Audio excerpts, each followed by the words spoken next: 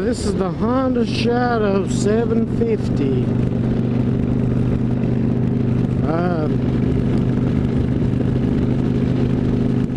It's got a 3-inch lift on the risers, brings it back a little better for somebody with short arms.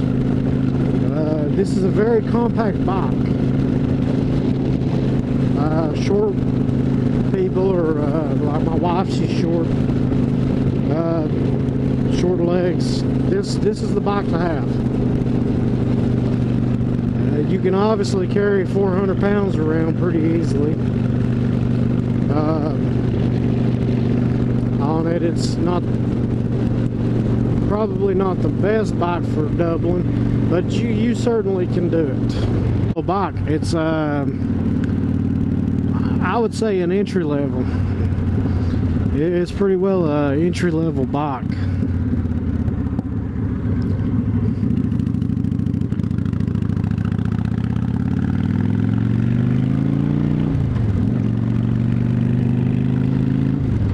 Or somebody's not interested in going very fast, this could be your forever bike. It's comfortable enough. I would probably put a Mustang seat or something a little more comfort. This seat right here is extremely rough on the tailbone. I spent about 4 hours on it today, and my tail's completely chapped.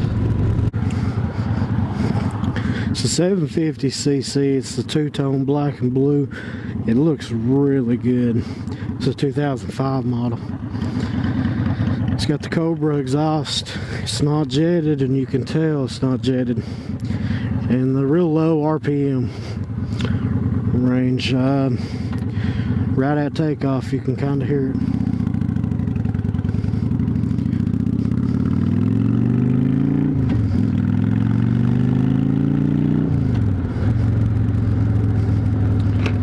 It's definitely going to need a jet kit.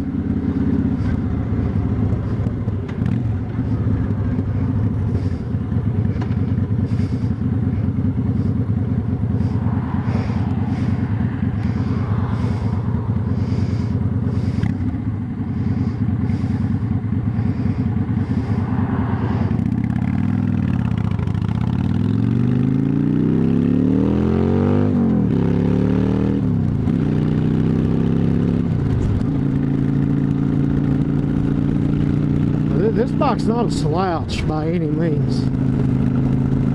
It's probably, if you're going to tow up, I would say go with the 1100 or larger Shadow or VTX or any of the other variants. But if you're going to single solo ride,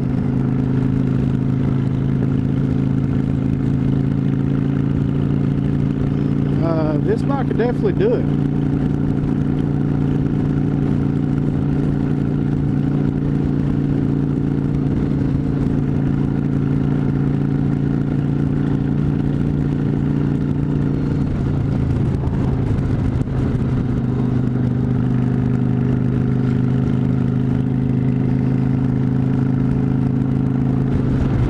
I know the world's recently went kind of crazy with prices. Bikes, they've skyrocketed, and this particular bike,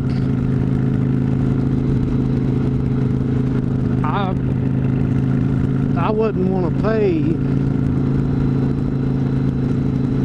over Blue Book on, well, any bike. I wouldn't want to pay over Blue Book on any bike.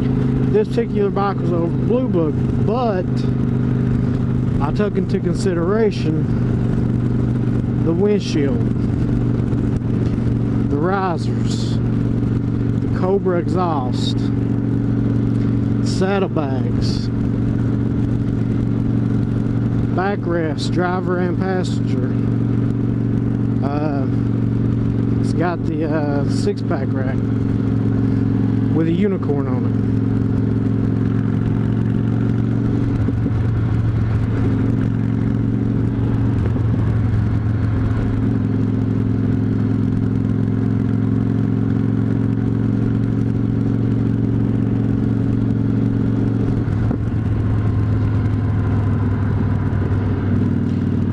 Cobra exhaust sounds amazing on this bike.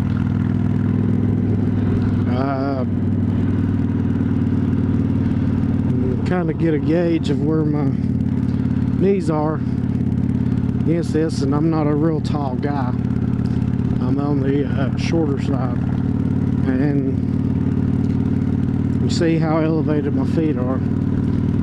This is actually a fairly comfortable bike for the crunch position. The better seat on it, you could ride like this forever because you can put your highway pegs up here and kick your feet out when you need to.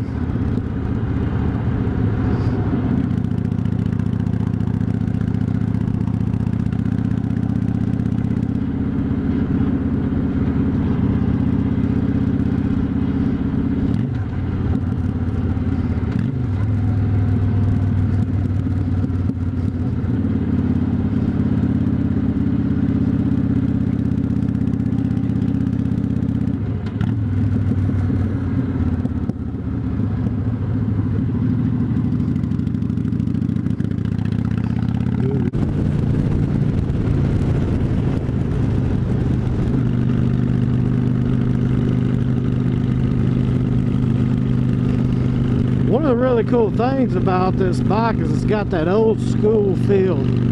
It's idling, it's got the vibrations, you know, it clears right up when you're going, but it's got that old school vibration. Reminds me of like my old Sportster, you know, that cool feel. That hard idle. It's a feel-good bike. I don't know what kind of gas mileage this thing actually gets. I filled the tank up yesterday, or last night, and put 116 miles on it so far. So we know one tank before reserve gets at least 117 now. My guess would be that it probably gets right about 120 to 140, but I don't really know on that. That's just an uneducated guess.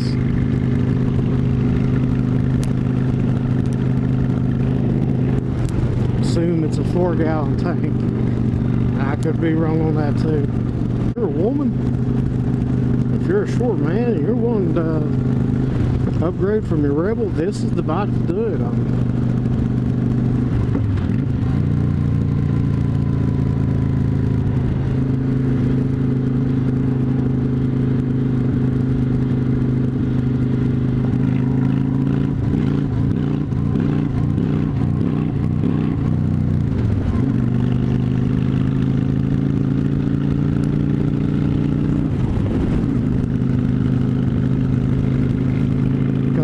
The weight of this bike, obviously Honda's simple design. Their simple V-twin design. It lasts. They've been using the 750 for a very long time.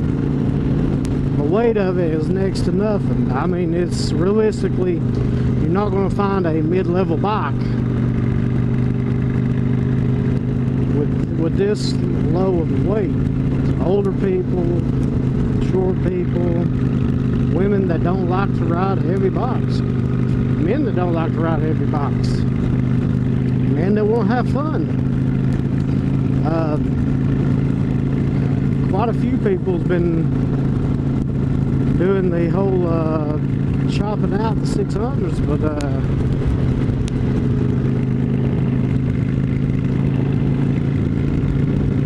I would assume that helps them out, makes them lighter and more fun. But this bike actually moves decently. This would be an awesome little bar hopper, bring your bars up. Now, I'm not a big fan of complete bobs, but you know, make it look bobbed. Set it up with a solo seat. Have the big fender hanging out of the back. Or whatever ever. Put the Unicat on the back and ride it the way it is. Awesome bike to ride.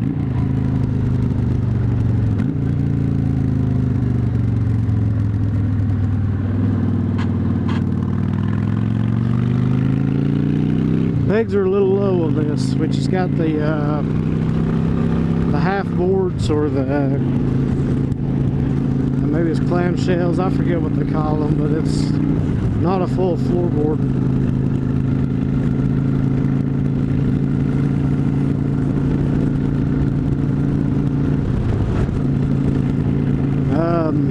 A lot of question, like with the 1100 and the VTX, people wonder about the fifth gear only having 5 gears.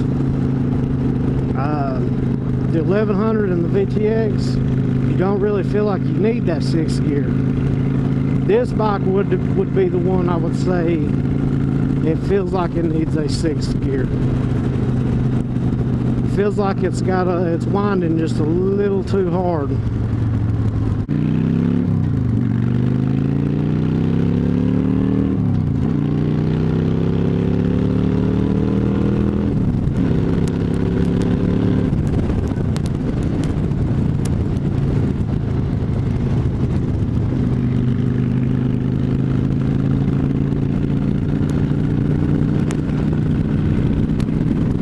A 65, you can hear it's wound out pretty hard.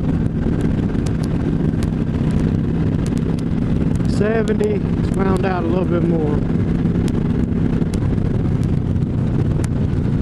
So, you know, it feels like you need that extra gear, and I do find myself going for the extra gear. That would be my only complaint about this bike. One of the other things I've noticed, I'm not quite sure why, this bike likes a lot of throttle to take off. And I feel like I've already got it idled up high.